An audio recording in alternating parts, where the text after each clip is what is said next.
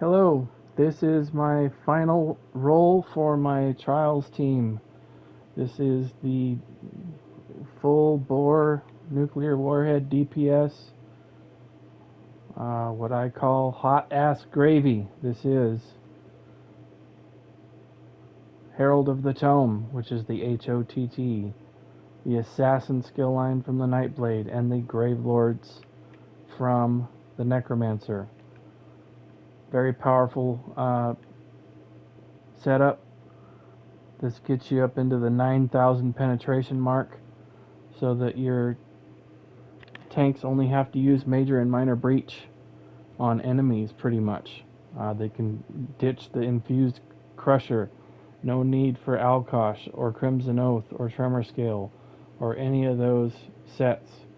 We can modernize our teams now with built-in simple penetration that is just there without sacrificing anything. This build I parsed a few times. I've gotten well over 100,000 DPS. That is quite amazing for me. I've not been a good parser in my history in this game at all. So hitting over 100k DPS very easily in this build is a statement in itself. This right here will hit hard in content. So let's get into it.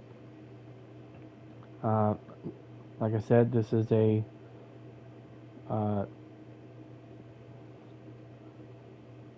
basically, I guess what you would call it, an ArCroBlade, Arcanist, Necromancer, Nightblade. Wearing Deadly Strike on the front bar, I have a Lightning Staff to buff direct damage and channels by 12%. Then I have the Maelstrom Infused Perfected Greatsword on the back bar. Gets another 12%, so that's a total of 24% increase to direct damage. Very simple to keep that up. You only need to proc that once every 18 seconds, and as long as you keep your Stampede up every 15, you will have that buff up with a 3-second cushion there.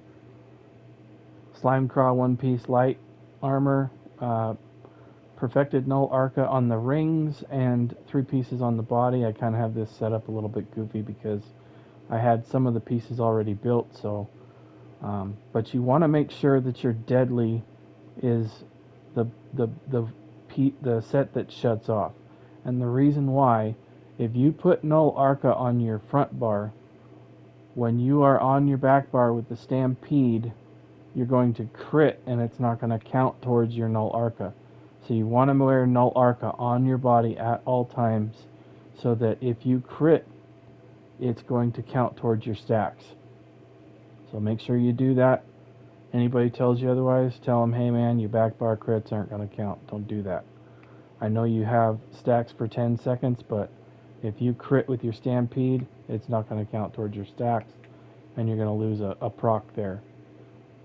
This procs every 4 seconds now. So this is going to hit a lot in your parse, or even in content. I've had this thing hit for almost 100,000. It hits extremely hard now. So keep that on your body at all times. Do not one bar it. Okay, let's get into the skills. I've got Camouflage Hunter here to keep this couple of reasons. One, to get the ulti gen and the damage bonus from the Fighter's Guild passives, and also to keep that Major Savagery and Prophecy buff active at all times, as well as, or I should say, while on my front bar, as well as getting Minor Berserk when I crit from the flank.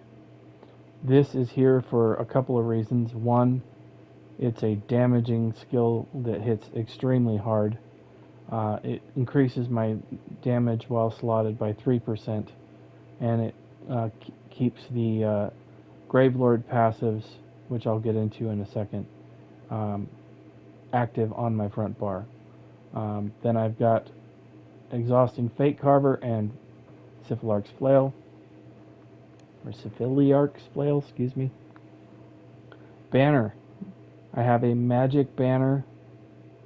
This buffs magic damage types. I may actually change that to shock so that it buffs direct damage. So this will also buff my Null Arca more. So I should probably change that. I would recommend changing it to shock so that it buffs direct damage.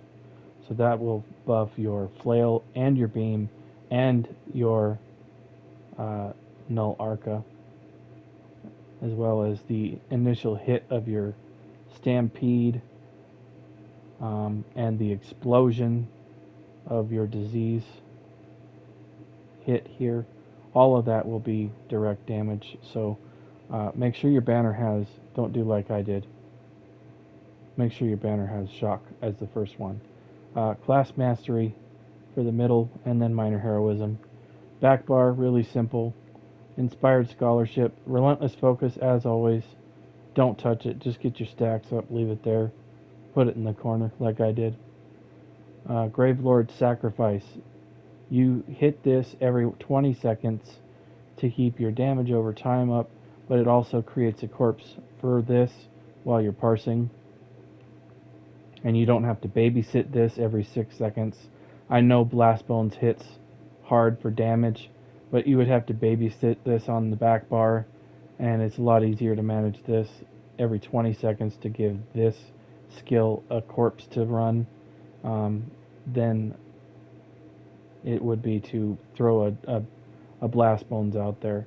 Not only that, but Blast Bones would be stamina, so that would be a little bit of a tug on resources as well.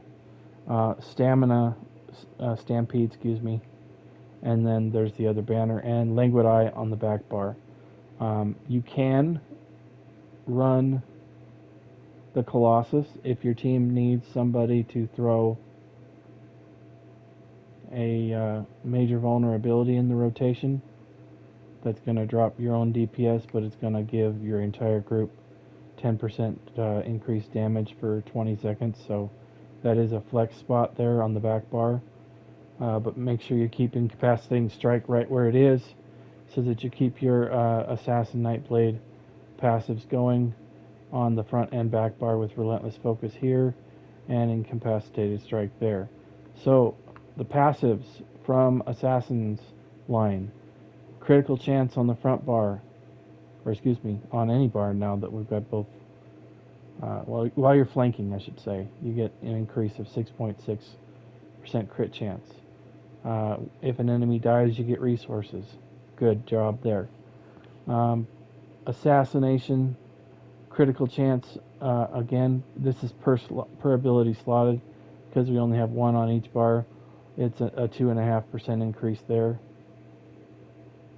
And then hemorrhage gives you increase of critical damage at all times while you have an assassin ability slotted. And then if you deal critical damage, you give your entire group minor savagery, which is another 6% critical chance. Gravelord passives. This makes your sacrificial bones, skeletal mage, and spirit mender cost less.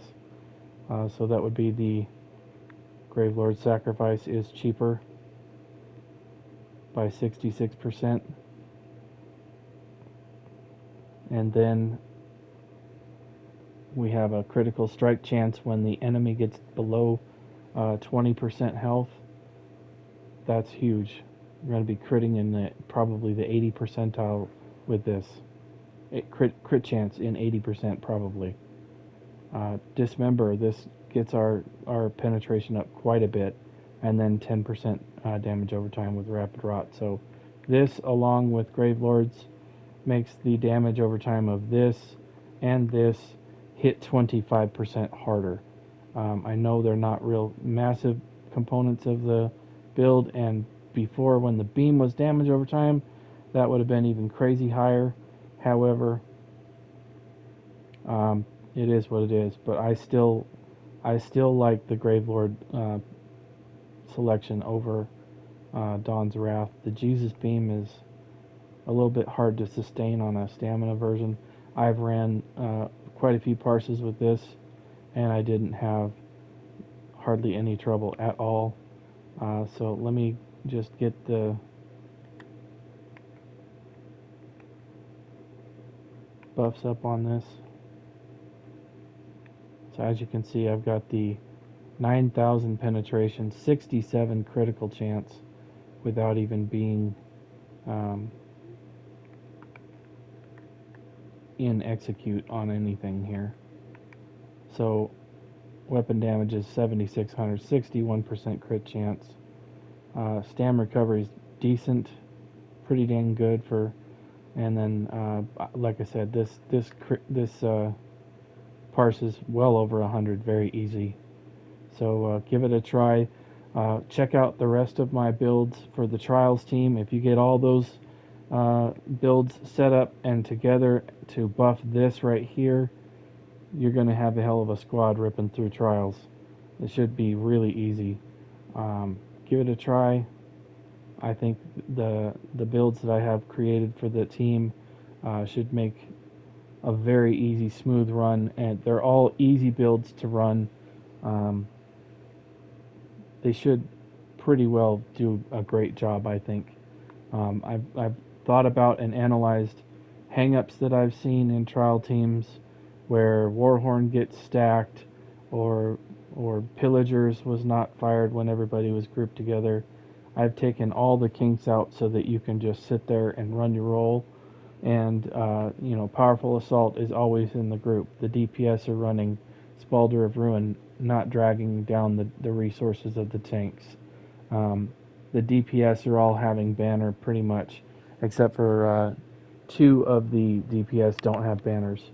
Um, Healers just get to run their builds, front bar and back bar. They don't have to worry about heavy attacking with Rojo. They're providing recoveries, uh, weapon damage, shields, resistances. Uh, it's just an all-around great team. Take a look at my folder for Trials team. All the builds in that folder are meant to run together, so it makes a cohesive team. Um, other playlists on my channel. Check those out as well for other categories and information. Thanks for watching. I'll make some other stuff in other subjects of the game. Probably going to get into some PvP builds now that I've kind of covered a wide variety of PvE stuff. But yeah, any class that you're running, make sure you do a Nightblade Assassin with the Herald of the Tome. That's going to hit super hard, super easy. If you're on a 1-bar Oaken Soul Sork right now, give this a try. It's not hard at all. You're going to get 100,000 damage in cleave, not single target damage. You're going to perform a lot more in trials. It's not hard at all. Give it a try. It's going to work well for you. I guarantee it. Thanks for watching. See you in another video. Bye.